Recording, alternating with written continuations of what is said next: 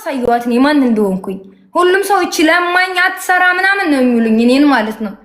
ከዛም በኋላ ከዛ ወደዚህ እሷ ራሱ በእኔ ኩራት ምናምን ነገር ተሰማት። ገባሽ? እና ምን ለማለት ፈልጌ መሰለሽ ከኔ በላይ እኔና ሰላም ምናችንም አይገናኝም ታሪካችን። የኔ ቆንጆ እኔ በጣም ብዙ ስቃይና መከራ ያስተናገድኩ ሴት ነኝ። ጥፋተኛ ነኝ ወይ? አዎ በስህተት ስሜታዊ ሁኜ አጥፍቻለሁ። በዛም በጥፋቴ ደግሞ ከእድሜ 3 ዓመት ተቀንሶ ጀዛዬን አግኝቼ ዋጋዬን አግኝቼ ሀገሬ ገብቻለሁ። ገባሽ አይደለ? ከዛም አልፎ ተርፎ በባህር መጥቼ እዚህ ከገባ በኋላ ኢጃዛ ቤት እንኳን የሚያስጠጋኝ ወንድ ልጅ ሆኖ ሴት ልጅ ላይ ይጨክናል። ሀኒ እችም አንዷ እህቴ ከዚህ ከቲክቶክ ነይ ብላ ወስዳኝ ለ3 ቀን ያክል ቤቷ ደብቅ አስቀመጠችኝ። ቤቷ አከራይዋ የኛ ሃይማኖት ተከታይ ነበርና እንዴት ብለሽ ነው እችም ባለጌ ቤቴ የምታመጭብኝ? አሁን ቀጥ ብላ ከቤት ያውጪ ዋውጭ ትውጣ ወይንም አንቺም ተከተለሽ ውጭ አላት። 3 ቀን ደበቀችኝና ክላሷ ሽንት ቤትም ሲሄድ ተሳቅቄ ሆነ፣ ወደ ክሽናም ሲሄድ ተሳቅቄ ሆነ። እዚህ ሀገር 5 ክላስ ቤት ከሆነ እያንዳንዱ አንዳንድ ክላስ ነው የሚከራየው። ገባሽ? ከዚህ የፈለገ ይንጣ እኔ ጋር ትኖሪያለሽ ከዚህ በኋላ እውነቱን እነግረዋለሁ። አንቺ ከዚህ በኋላ ከኔ ጋር እንደምትኖሪ አለችኝ። ካላመንሽ ልጅቷን አመጣታለሁ። አባቴም አታቀኝም ለፈጣሪዋ ጸድቃለሁ ብላን ያስጠጋችኝ እና ታሪኬን ሁሉ ስለምታውቅ ሁሉም ሰው ስለማይረዳኝ በሰዓቱ ከ3 ቀን በኋላ ሄዳ ስትነግረው እንዴት ብለሽ ነው እቺን ባለጌ ቤቴ የምታመጭ ምናምን ነገር አሁን ተውጣለ። ወጥቼ ሄድኩኝ። አዲስ የተሰራ ህንፃ ነበርና እዛ 2 ቀን ያደርኩበት ቀን አለኝ። በቃ ከተያዝኩም ልያዝ ሀገሬም በቃ እዚህ ሀገር በመምጣቴ ወደው አዲስ እንደመጣው በጣም እጸጸት ነበር። ለምን መጣው? ምክንያቱም እኔ እዚህ ሀገር ስመጣ አንገቴን ደፍቼ የቤተሰቦቼን አንገት አስደፍቻለሁና ቀጥ ለጥ ብዬ 2 ዓመት እንኳን እረፍት ሳልወጣ ኢጃዛ ሳልወጣ ሳልጃጃል ከሰራው ህይወቴ ይቀየራል ብዬ ወስኜ ነው የመጣሁት እንጂ ኢጃዛ ለኢጃዛ ቤት እየወረድኩ ሳልባጅ እየቀያየርኩ ለዘል ምናምን አልነበረ። ገባሽ? ራሴን አሳምኜው ነበር የመጣሁት። ከባህር መጥቼ እንኳን ሀኒ 15 ቀን አላረፍኩም። ከባህር አንዲት ሴት ልጅ ስትመጣ ከኢትዮጵያ እህት ያላት እህቷ የስራ ልብስ ገዝታ ጠብቃት፣ ምግብ በስነ ስርዓት ሰርታላት፣ አብልታት፣ አጠጥታት ሰውነቷ ከተመለሰ በኋላ ወርም 2 ወርም አርፋ ነው ወደ ስራ የምትገባው። እኔ 8 ቀን እንኳን አላረፍኩም ነበር። የስራ ልብስ እንኳን የገዛልኝ ሰው አልነበረም። ቀጥ ብዬ አረብ ቤት ነበር የሄድኩትኝ። በቲክቶክ ነው ያም ስራ ተፈልጎልኝ ፈጣሪን አምኜ ሄድኩት። እንግዲህ ላሲዙኝም ይችሉ ነበርኩ። በቃ ፈጣሪን አምኜ ሄድኩኝ። 21 ቀን እንደሰራሁኝ እኔ እናት ቤት ነው የምሰራው፣ እሷ ልጅ ቤት ነው የምትሰራው። እንደዚህ ስራዬን ከጨራረስኩ በኋላ ጌም እየገባው እየተጫወትኩ ፑሽ እያረጉልኝ ወላሂ ለእናቴ ነበር የምልከው። $100 ትሁንልኝ 200 ትሁንልኝ እያጠረቃቀምኩ የዛኔ ከጃጓር ጋር ራሱ አልተዋወቅኩም። የሆነ ክንፌ የሚባል ልጅ ነበር ሰፖርት የሚያደርገኝ። ለእናቴ ነበር ለእናቴ ታያለሽ፣ ላክስት ልጅ፣ ለአባቴ፣ ለታናናሽ ወንድሞቼ እህቶቼ የመን ላይ የመጣው መንገድ ላይ እንኳን ድንበር ላይ ያለው ላይቭ እየገባው ጊፍት ሲሰጠኝ ያጠረቃቀምኳትን እንደመጣሁኝ ለሻምፖ ልግዛል አልኩም። ለእናቴ ነው ቡና መጠጫ የላኩትኝ። በቃ የቤተሰቦቼን አንገት አስደፍቻለሁና ቤተሰቦቼን መካስ አለብኝ ብዬ ራሴን አሳምኜው ነው የመጣሁት። እኔ ስመጣ ለፈጣሪ ተመሰገነ ይሁን። ዛሬ ላይ በህይወቴ የሆነ ነገር እንኳን ተፈጥሮ ኢትዮጵያ በገባ ቀጥ ብዬ ደረቴን ነፍቼ ነው እኔ አባቴ ቤት የሚሄደው። በቃ ሁሉንም ነገር አሳክቼዋለሁ በአቅሜ ማለት ነው።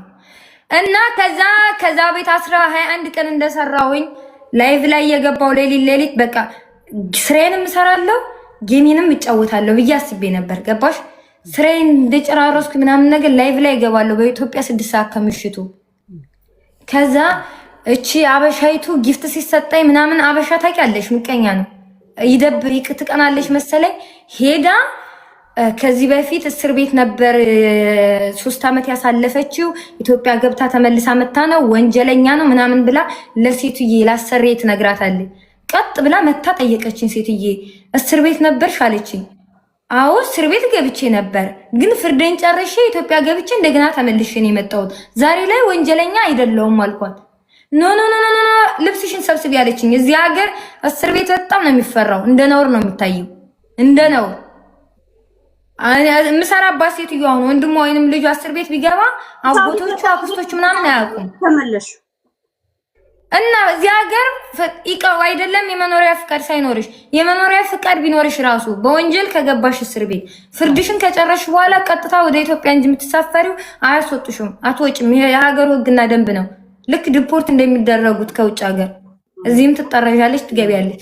ከዛ አዎ እስር ቤት ነበርኩኝ፣ ወንጀለኛ ነበርኩኝ። እስር ቤት ገብቼ ፍርድን ከጨረስኩ በኋላ ነው ኢትዮጵያ ገብቼ ተመልሼ የመጣሁት። ዛሬ ላይ ወንጀለኛ አይደለሁም ስላትም ኖ ኖ ኖ ኖ አለችኝ። መዘዝ የሚያመጣባት ነው የሚመስላት። አባረረችኝ። የት ልሂድልሽ? አሁንም መሄጃ አጣሁ። አሁንም ወጥቼ ቲክቶክ ላይ ማልቀስ ሆነ። ከዛም በኋላ ታሪኩ ረጅም ነው፣ እዚህ ማውራት አልፈልግም። አሁን ፈጣሪ በቃ እኔ ፈጣሪ ይወደኛል። በቃ ሰው ያደረገብኝን ነገር ሁሉ ምንም ያክል ከባድ ቢሆንም ፈጣሪ አብሮኝ ነው ያለው። ሀኒ ዛሬ ላይ ራሱ የዚህ ሀገር 1 ሺህ ሪያል ከፍዬ በነፃ ነው ሰርቼ ከአረብ ጋር የምኖረው። ግን ካሳለፍኩ ስቃይና መከራ አይበልጥም። አንድ ቀን ነገሮች ሁሉ ሲስተካከሉልኝ ጥያት ለሚሄድ ብዬ ሁሉን ነገር ችየን ያለው ደልቶኝ ምናምን ነገር አይደለም የምኖረው። ለአመት ከምናምን ያክል እኔ ሴራሚክ ላይ ነበር የምተኛው። ብርድ ልብስ ራሱ መግዛት እየቻልኩ ምን ያደርግልኛል ብዬ በቃ ራሴን አሳምኘዋለሁ። ለሞሳት ወስጂ ነው የምትሰሪው? አሁን አባቴ ይሙት በነፃ ነው የምሰራው። 1 ሺህ ሪያል እዚህ ሀገር ከፍላለሁ። 1 ሺህ ሪያል እዚህ ሀገር 40 ምናምን ሺህ ብር ነው የኢትዮጵያ ብር። ምክንያቱም አበሻ በሄድኩበት ማስተዳደር ነው። አበሻ ጋር ብኖር በ700 በ800 ብር ልከራይ ይችላል። አኒ ግን የመብራት አለ ይሉሻል፣ የውሃ አንጭ ይሉሻል። ድምፅሽ ጮኸ ብለው ራሱ ያባሩኛል። እኔ አይገርምሽም? እና ደግሞ አበሻዎች ቤት ሲያከራዩሽ መሻላ በየወሩ በየ2 ወሩ በየ3 ወሩ መተሽ ኢጃዛሽን 2 ቀን ብቻ ሳልፈሽ እንድትሄጂ ነው እንጂ የሚፈልጉት እንድትኖሪ እዛ 24 ሰዓት ሙሉ እንደውሽ ራሱ አይፈልጉም። ቤት ውስጥ ድፍረታቸው አበሻዎች ማለት ነው። ስራ አረብ ቤት እየሰራሽ ለራስት ብቻ ነው ያገለገልሻቸው የምትኖሪው ማለት ነው። በነፃ ነው የማገለግለው። አዎ ወላሂ በነፃ ነው የምሰራላት ከፍዬ፣ የቤት ኪራይ ከፍዬ በነፃ ነው የምኖረው። ይሄም ሲያልፍ እንደ ታሪክ ቁጭ ብዬ አወራዋለሁ ብዬ ነው። አኒ ማንም መጥቶ ምንም ቢለኝ አልሰማቸውም። እና ማንም ሰው ማንም ትሆን ማንም ሊፈተን ይችላል። የኔ ህይወት ታሪክ ጋር የማንም ሰው እንደዚህ በኔ እድሜ ማንም ሴት እኔ ያለፍኩትን ነገር አልፋለች ብዬ አላምንም። የለችምም። ጥፋቴ እንዳለ ሆኖ የኔ የህይወት ታሪኬና የሷ የትም አይገናኝም። ወዴት ነው? ኖ አላስጨረሽኝም እንጂ እኮ ይሄን እንደዚህ አይደለም እኔ እያልኳት ያለሁት። ዋናው መነሻው ሚዲያ ላይ ነው አይደለ? ያንቺ ሚዲያ ላይ ነው፣ እሷ ሚዲያ ላይ ነው። ያው የተለያየ እኔ ማለት ነው ሀኒ ስላጠፋሁት ጥፋት የራሱ አባቴ ይሙት ሀኒ 3 አመት ራሴን እንደቀጣው ነበር። አንዲት ባለጌ እንደኔ አይነት ጋጠወጥ ሴት መታ ሰደበች ብዬ የማይነካ ነገር መንካት ነበረብኝ፣ ሃይማኖቴን መንካት ነበረብኝ እያልኩ መንግዜም ራሴን እንደቀጣው ነበር። ሰው ግን አይረዳኝም። የት ያውቃል እኔ ልጸጸት አልጸጸት ስሜታዊ ሁኜ የተናገርኩበት ነገር ዋጋ እንዳስከፈለኝ። እነሱ እስር ቤት መግባቴን ብቻ ማስያዛቸውን ብቻ ነው የሚያወጥ። እኔስ ብቻዬን 3 አመት ያክል እንዴት ብዬ አንዲት ሴት ተናገረች ብዬ ከአላህ መንገድ እወጣለሁ? እንዴት ይሄ አሁን አግባብ ነበር? ለምን እያልኩ ራሴን ጊዜም ቀን በቀን በየደቂቃው ራሴን እንደቀጣው ነበር 3 አመት ሙሉ ሳሳልፍ። አሁን እሷም ያው ያንቺ በሌላ አንቺ አሁን በሙስሊም የእስልምና ሃይማኖትን ነው፣ እሷ ደግሞ ያው በክርስቲያን ነው። እንደዚሁ በኮሜንት ማለት ነው። ገባሽ? ይሄ ነው አንድ ያረጋቸዋል ያልኩት። ያው ሁለቱም ኮሜንት ላይ ስለሆነ ኮሜንትና ሚዲያ ላይ ስለሆነ እሷ ከሚዲያ ላይ መቋቋም አቅቷት ታስራ ሳይሆን መቋቋም አቅቷት ያው ወደ እርዳታ ቤት ሄደች አይደል? እኔ እያልኳት ያለሁት እንዳውም ከሷ ትማሪያለሽ ያልኳት አንቺ ወደ ቤት አይደለም ሄድሽው፣ ወደ እስር ቤት ነው ሄድሽው። ከእስር ቤት ደግሞ ሀገር ቤት ተጠራሽ። ከሀገር ቤት ደግሞ እንደገና በበረሃ ነው የመጣሽው። እኔ በረሃን አውቀዋለሁ እና ከሷ ትማሪያለሽ ያልኳት ለዛ ገብቶሻል። መነሻችሁ አንድ አይነት ቢሆንም ግን አሁን ያለሽበትን ቦታ እሷ ካንቺ ትማራለች። በፖዚቲቭ ካየ ነው ይሄን ጸቡን ብንተው ገብቶሻል። ባለፈውም ገና እኔ ጋር የመጣሽ ጊዜ ምን ያልኩሽ ስንደሬላ ከነጁ ተማሪ ነጁ እንደዚሁ እንዳንቺ በሚዲያ እንደዚህ ሆና አንዬ ስትፈተኝ ነው መኖር የምትጀምሪው። ስትፈተኝ ነው። እኔ አሁን ለምሳሌ በፊት ጥነት የወር ደሞዜን ይዤ ሂጄ ሱቅ 5 ሳንቲም አልመልስ። አረብ ቤት ጅዳ ላይ ሰው ብትጠይቂ ነጃት ስራ ፈታ ቤት ተቀምጣ ታውቃለች የሚልሽ ሰው አታመጭልኝም። ነጃት ከወንድ ጋር ተወርዳለች ትንዘላዘላለች የሚለኝ ሰው አታመጭልኝም። 10 ዓመት ስኖር ውጭ ላይ እኔ እስር ቤት ሳልገባ በፊት ነጃት የስራ ሰው ናት ግን ብር አጥፊ ነች ነው የሚሉኝ እኔ ጓደኞቼ የሚያውቁኝ። ገባሻ? አንቺ አሁን እቺ እዚህ ቲክቶክም ላይ ስመጣ እኔ አዲስ እንደመጣው ለቤተሰብ ብር ልካለው በብዙ ምናምን ከዛ 1 ሚሊዮን ብር እኮ ኢትዮጵያ ላይ ምንም ነገር አትሰራም። 500 ሺህ ብር እኮ ምንም ነገር አትሰራም። 300 ሺህ ብር ምንም የላትም ምናምን አይነት ነገር ከቅርብ ፋሚሊዎች መስማት ጀመርኩ። አረ ነው እንዴ ምንም ነገርማ እንደማይሰራ አሳያችኋለሁ ብዬ ስለራሴ ማሰብ ጀመርኩኝ። ብሬን በራሴ ሴቭ ማድረግ ጀመርኩኝ ምናምን እንጂ አሁን እቺ አሁን ታገኛለች እየሄደች ትበትናታለች ምናምን።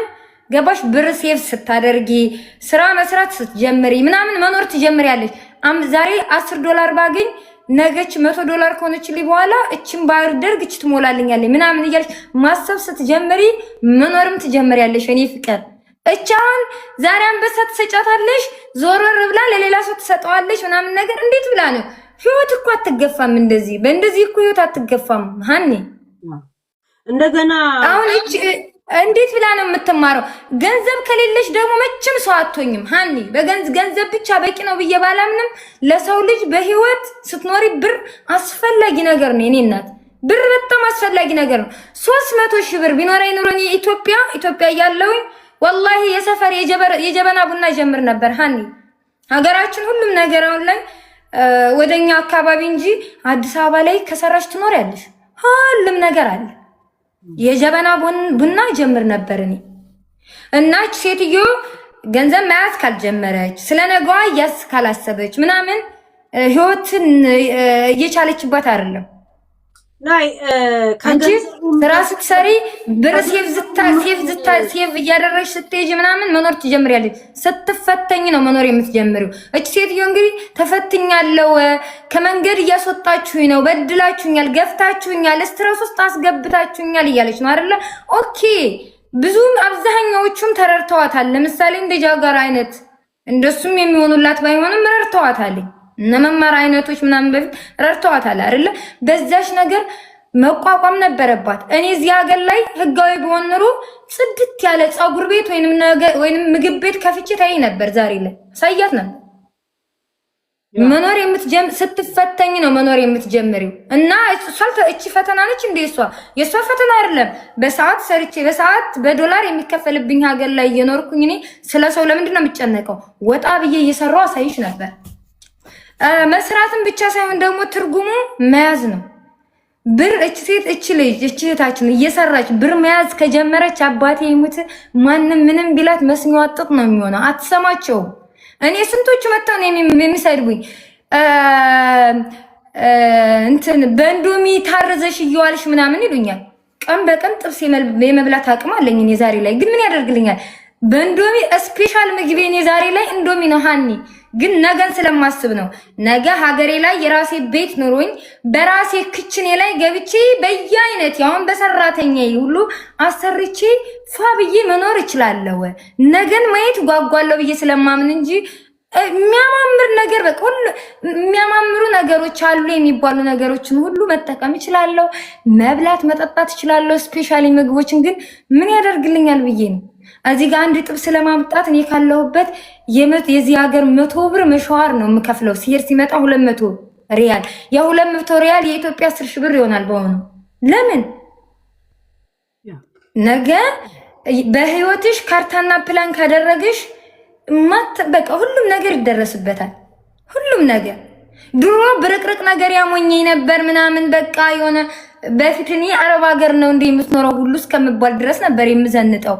ኢጃዛ በወጣው ቁጥር ፀጉሬን መንግዜም ስፌት ነው፣ መንግዜም ሜካፕ ነው፣ መንግዜም አዳዲስ ልብስ ነው። አልጠቀመኝም። ወደ ኋላ ነው ያስቀረኝ። ዛሬ ላይ በእንዶሚ ታረዘሽ እየዋልሽ ምናምን ልትለይ ትችላለች። ምናልባት ኪሴ ሙሉ ሊሆን ይችላል። እና የኔ እናት እኔ ለእህቴ የምመክራት ስራ ስሪ።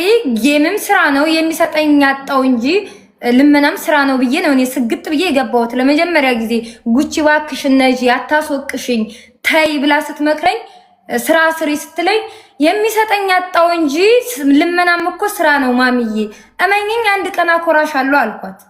አላሳፈርኳትም። ዛሬ ላይ ስግጥ ብዬ ጌሜን መጫወት ጀመርኩኝ። ስኬታማ ሆኜበታለሁ። ቢያንስ ግማሽ ነክቶልኛል። ሙሉም ባይነጋልኝ ጨርሻለሁ ሀንዬ።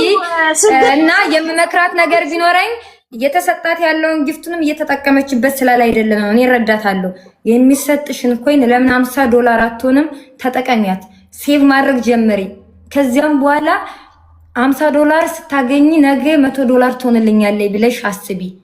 500 ስታገኝ ነገ 1000 ትሞላልኛለች ብለሽ አስቢ። ምናምን ለራስሽ ሴቭ ማድረግ ስትጀምሪ እጅሽን ስትሰበስቢ ምናምን መኖር ታጣጥሚያታለሽ። የኔ እናት እንዴ እኔ ብር በጣም ነው የምወደው ሀንዬ። ዛሬ ላይ ብር አንቺ ከምትይኝ ስጋሽን ቆርጠሽ ስጪኝ ብትይኝ ይቀለኛል ዛሬ ላይ። ሶሪ የኔ እናት ብርሽን ሴቭ አድርጊ። ከዚያም በኋላ አንቺ ላመረብሽ አንቺ ጥሩ ህይወት ለምትኖሪው ሰው ይወድሻል፣ ያከብርሻል ምናምን። ይሄ ህዝብ ያጎበደደን ምታ ነው። እየመጣሽ ከሊት እንደዚህ ያድርጋኝ ገፍተው ምናምን ማንንም አይጋ። እዚህ ጋር ሁሉም ሰው እንደተገፋ ነው። ሁሉም ሰው እንደተገፋ ነው። ለራስሽ የምትሆኚው ራስሽ ነሽ። ጨርሻለሁ ሀንዬ። ይሄንን የምላትኝ ሰላም ብር ሲጀመር የመደረጉን ነገር አታንሺው። ያልተደረገልሽ ነገር እኔ የለም እኔ እኮ አይደለሁም ያወራሁት። ነጃት ናት ያወራችው። እርዳኝ ነው ነጃት ልክነች እኮ ነጃት የምታወራው ነገር የተነሳ ነው። ጃጓር እኔ ላንተ ጥያቄ አለኝ እንዴ! እኔ ላንተ ጥያቄ አለኝ ጃጓር ብራዘር ወንድሜ አንድ ጥያቄ ልጠይቅህ ላንተ።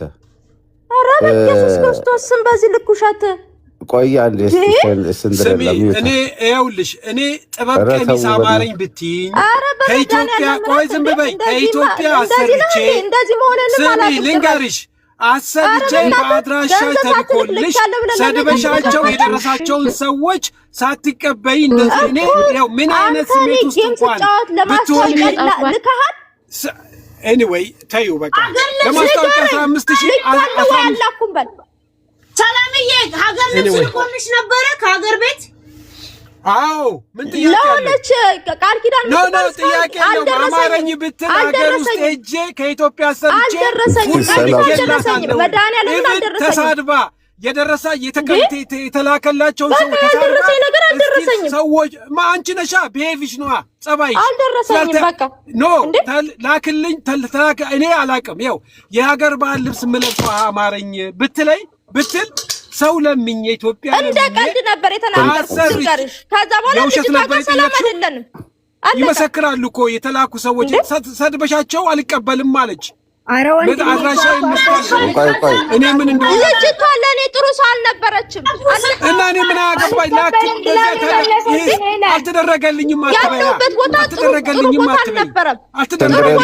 አልተቀበልኩም። አልተደረገልኝም። እሱ ያንቺ ፋንታ ነው። አድላክ ብለሽኝ አይደለ እንዴ?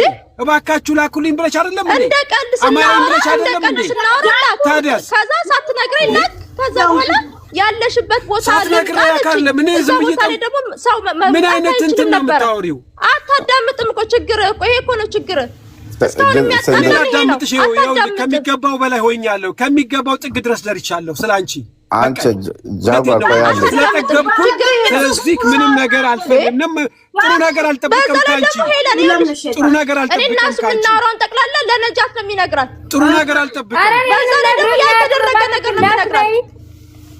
ምን ጀመረ እንዴ? ጃጓር አናወራም። ሀገር ልብሱ ነግሮሻል ነጁ? አላቅም። ብዙ ነገር ነው የሚያደርግላት። ጀመር የሚያደርገውን ነገር ማውራት አይወድም። አያወራም። ራስሽልሽ እንዴ ለጌማ በገንዘብ ላይ ተካልሻው እሷ አይደለች ተናገረችው።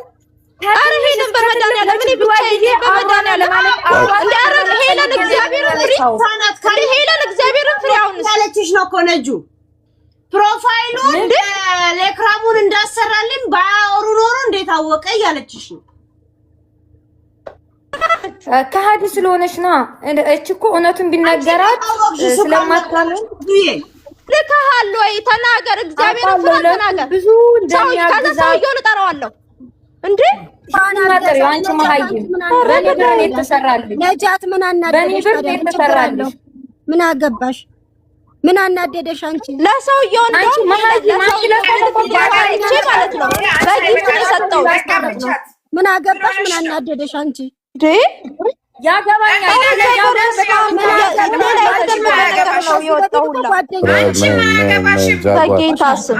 ጃጓር ግን ይኸውልህ ጃጓር መፍትሄ ከሌለው ብዙ ነገር የሚያርግላት ይሄ ነገር መፍትሄ ከሌለው እኔ ጃጓር ለምን ተቀምጠህ እንደምትሰማ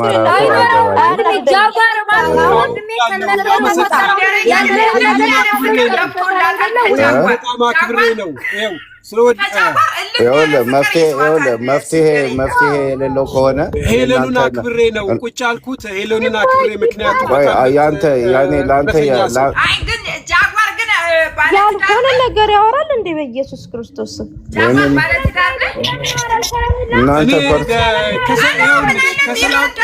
ከሰላም ጋር ያለው ነገር እኔ 101% እነግርሻለሁ። በሌላ ነገር እንዳታስቡ። ምንም ነገር ውስጥ ተናግሬያለሁ። እንዳታስቢው ነግሬያታለሁ። በፍጹም በዚህ አይነት ደረጃ እንደማላስባት በፊቷ ነው የምነግራችሁ። በፊቷ ኧረ እኔ አላፈቀርኩም የኔ ጌታ። ቅድም ደረቱ ምናምን ስትያለሁ ስታቂ ነው ሀሳብሽ የሚገርመው ነገር በጣም ችግሩ ራሱ አብዝተው ነበር። ያው ቅምሳን ቀመስክኝ እና እዚህ ሴትዮ ጋር ራቅ አታስፈልግም። ኧረ በስመ አብ ሰው ግን እኔ ግን ለሄለን ነው። ሄለን ግን ይኸውልሽ ሁሉም ረድተዋት እንዳለ የረዷት ሰዎች እንዳለ እየተሰደቡ